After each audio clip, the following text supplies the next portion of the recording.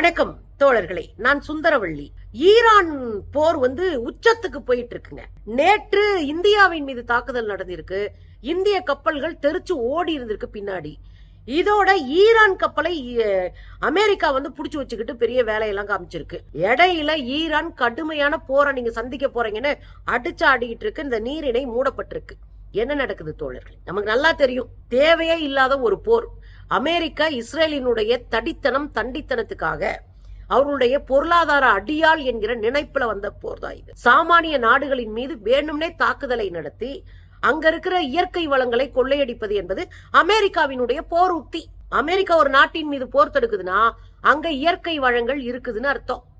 அதை சுரண்ட போறானுங்கன்னு அர்த்தம். அதைத்தான் இந்த ஈரான் மீதும் பொய் குற்றச்சாட்டை சொல்லிட்டு இவங்க அணுகுண்டு போட போறாங்க, அணுகுண்டு தயாரிச்சுட்டு இருக்காங்க, அணு ஆயுதங்கள் தயாரிக்கிறாங்க அப்படின்ற போலி குற்றச்சாட்டுல உள்ள போனாங்க. யுரேனியம் செறிவூட்டப்பட்டிருக்கு. வெறும் 408 கிலோ யுரேனியம். ஒரு நாட்டுக்குள்ள பூந்து பஞ்சாயத்தை பண்ணி நீ இதை செய்யணும் அதை செய்யணும்னு கட்டளை போடுறதுக்கு யாரு அமெரிக்காவுக்கு சட்டம் பிள்ளைத்தனம் கொடுத்தது? அதுதான் இந்த பெரிய பிரச்சனையே.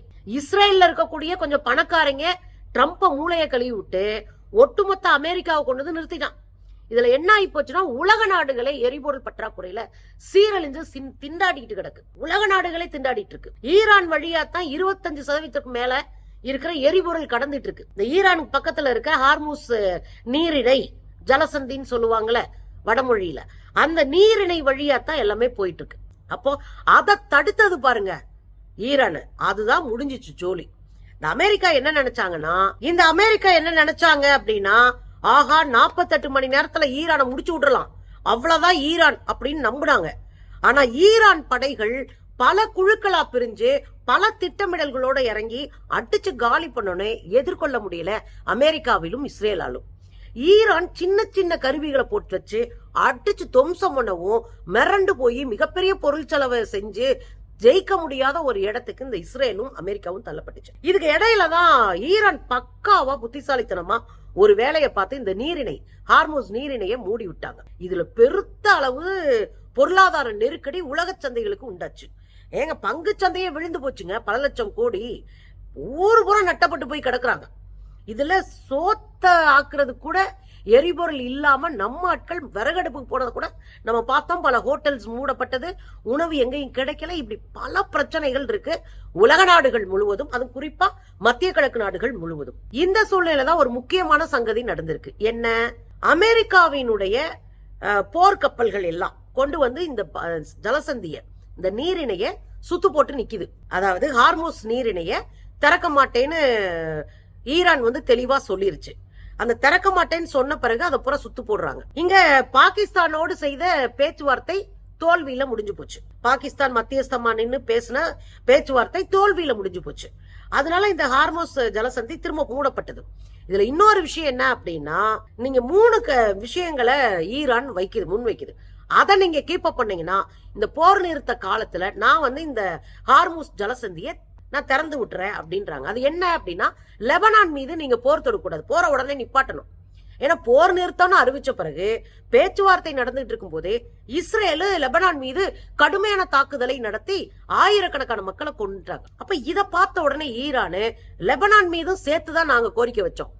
அதை உங்களால ஏத்துக்க முடியலன்னா லெபனான் மீது ஒருவேளை நீங்கள் போர் நிறுத்தத்தை சொன்னா நான் அதை திறந்து விடுறதுக்கு ரெடியா இருக்கேன் அப்படின்னு ஈரான் ஒரு முக்கியமான ஒரு துருப்புச்சீட்டை தூக்கி போட்டுருச்சு.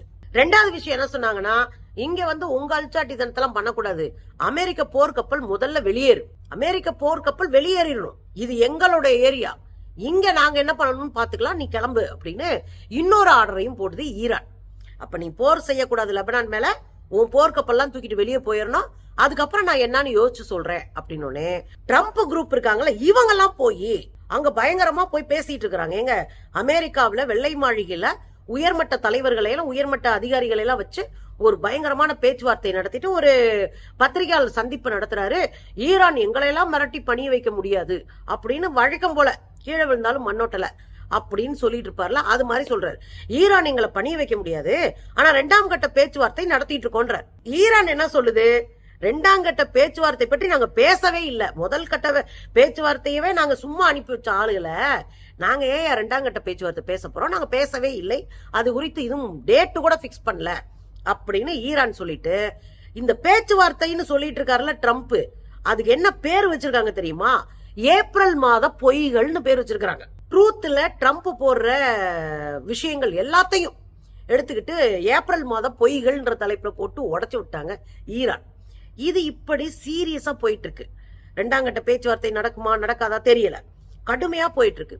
இந்த நேரத்துல அமெரிக்காவுடைய படைகள் சுத்தி நிக்கிற நேரத்துல ஈரான் தெளிவா சொல்லிடுச்சு, நாங்க ஹார்முஸ் ஜலசந்தியை மூடுறோம், எந்த கப்பலும் கிராஸ் பண்ணி போக முடியாது அப்படின்னு உட்காந்துக்குச்சு. நீ உட்காரு நானும் உட்கார்றேன் அப்படின்னு உட்காந்துருச்சு. இப்ப உட்கார்ந்த உடனே என்ன ஆகி போச்சு அப்படின்னா மிகப்பெரிய பதற்றம் திரும்ப வந்துருச்சு. இந்தியா கப்பல் என்ன பண்ணிருக்குன்னா 3 எரிபொருள் ஏத்திட்டு வந்த கப்பலும் ஒரு சரக்கு கப்பலும் அந்த பக்கத்தை கிராஸ் பண்றதுக்கு ட்ரை பண்ணுது. இதுல என்னன்னா எல்லா கப்பலும் வாங்க நாங்க உங்களுக்கு பாதுகாப்பு கொடுப்போம் அப்படின்னு அமெரிக்கா சொல்லுது. அமெரிக்கா ஈரான் கிட்ட இன்னொரு வேலையும் கேட்டிருக்கு, நம்ம 2 பேரும் சேர்ந்து இந்த பகுதியை பயன்படுத்தலாம், 2 பேரும் வரி வசூல் பண்ணிக்கலாம். அமெரிக்கா கொஞ்சம் கூட கூச்ச நாச்சம் இல்லாம பிழைப்புவாதிகளுடைய ஒரு ஊர் மாதிரிதான் இருக்கும். அந்த அதிகார வர்க்கமே காசுக்காக பிழைக்கிற ஒண்ணு, மக்களுக்காக எதையும் யோசிக்க மாட்டானுங்க. இங்க ஈரான் இதை அடைச்சதே அந்த மக்களை காப்பாத்து. அமெரிக்கா போய் அங்க ஒப்பந்தம் போடுறேன் அது பண்றேன்றது பிழைப்பு நாடகம். இப்ப அது கேட்டோன்னே சோலையை பார்த்துட்டு போடா அப்படின்னு பத்தி விட்டுருச்சு ஈரான். இப்ப அங்க உட்காந்துட்டு என்ன சொல்றாங்க, நாங்க எல்லா கப்பலுக்கும் பாதுகாப்பு கொடுக்கறோம், நாங்க உங்களை வந்து கரை சேர்க்கிறோம், கடத்தி விடுறோம் ஹார்முஸ, நாங்க உங்களுக்கு பாதுகாப்பா இருப்போம்னு சொல்லி பல கப்பலை வர வச்சிருச்சு. இதுல இந்தியாவினுடைய கப்பல் 4 போய் சிக்கிருச்சா. இப்ப இந்தியாவுடைய கப்பல் இந்திய கொடியோடு ஹார்முஸ் ஜலசந்திய கடக்குது, நீரிணையை கடக்க பாக்குது. அப்படி கடக்க போகும்போது ஈரான் என்ன பண்ணிடுச்சு, சும்மா மிரட்டலுக்கான துப்பாக்கி சூடு, கப்பல் மேல துப்பாக்கி சூடுல மிரட்டி துப்பாக்கி சூடு நடத்தி திரும்ப அனுப்பி விட்டுருச்சு. இதுல வந்த வழியே சர்ன்னு கிளம்பிருச்சு. எது நம்ம 4 கப்பல் பின்னாடி போயிருக்கு. இது வரைக்கும் 11 கப்பல் இந்திய கப்பல் மட்டும் நின்றுட்டு இருக்கு. இதுல இந்திய கப்பல் கழகத்துடைய கப்பல் மட்டும் இல்லாம பல தனியார் கப்பல் நிறுவனங்களினுடைய கப்பல்களும் அங்க நின்றுட்டு இருக்கு. 14 கப்பல் நின்றுகிட்டு இருக்கு சரக்குகளோட நடுக்கடல்ல.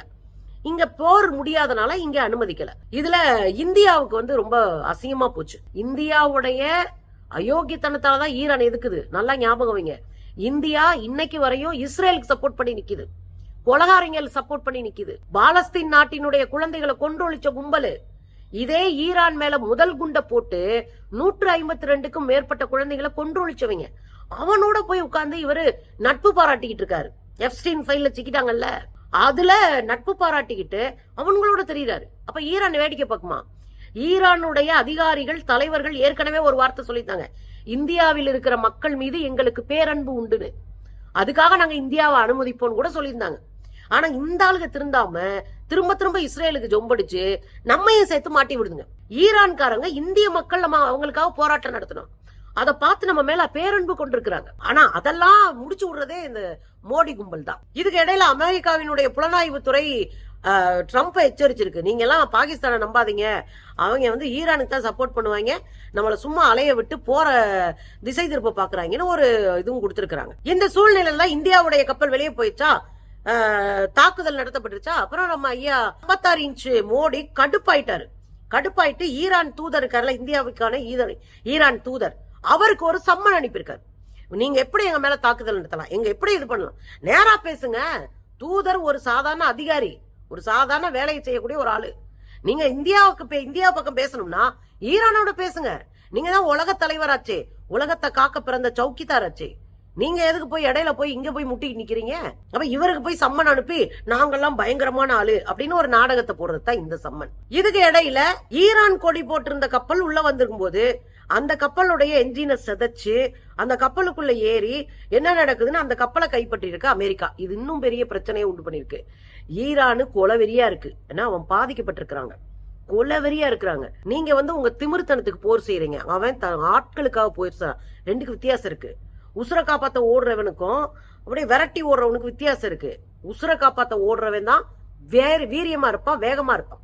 ஈரானு அந்த மக்களுடைய உசுர காப்பாத்துறதுக்காக நின்னு போராடிக்கிட்டு இருக்கு. நீ வந்து உன் பணத்தையும் திமிரையும் காட்ட போராடிட்டு இருக்கீங்க. இந்த சூழ்நிலை இந்தியாவையும் அடிச்சு விட்டானுங்க. இப்ப உலக நாடுகளுக்கு ஒரே ஒரு வழிதான் இருக்குங்க, அமெரிக்காவையும் இஸ்ரேலையும் தனிமைப்படுத்தி விட்டுறணும். தூக்கி எறிஞ்சிட்டு மொத்த உலக நாடுகள் ஒரு டீமை செட் பண்ணி போய் ஈரான் கூட பேசுனீங்கன்னா நமக்கு வழியோட போறாங்க. ஈரானியர்களுடைய தேவை இந்த போரை தடுத்து நிறுத்துவது, பொருளாதாரத்தை பாதுகாப்பது, தங்கள் தேசத்தை பாதுகாப்பது, அதுதான் அவங்களுடைய வேலை. அதனாலதான் ஹமேனி உடலை இன்னும் வச்சிட்டு இருக்காங்க. ஏன்னா உலகம் அந்த நாட்டினுடைய அத்தனை மக்களும் அங்க கூடுவாங்க, உயிருக்கு ஆபத்து வந்துடக்கூடாது, இதன் மூலமா நம்ம நாட்டை இழந்துடக்கூடாதுன்றதுக்காக ஹமேனி உடலை பாதுகாப்பா வச்சுட்டு உட்கார்ந்து இருக்கிறாங்க அந்த மக்கள். சோ அவங்களுடைய தேவை போரை நிறுத்துவது, மக்களை காப்பது. இவங்களுடைய பிரச்சனை இவங்க திமிர காமிச்சிட்டு இருக்கிறதுக்காக வச்சிட்டு இருக்கிறாங்க. சோ உலக நாடுகள் முடிவெடுக்கணும், இல்லைன்னா இந்தியா அப்படி திறந்தோறும் அடி வாங்கிட்டு கிடக்கும்.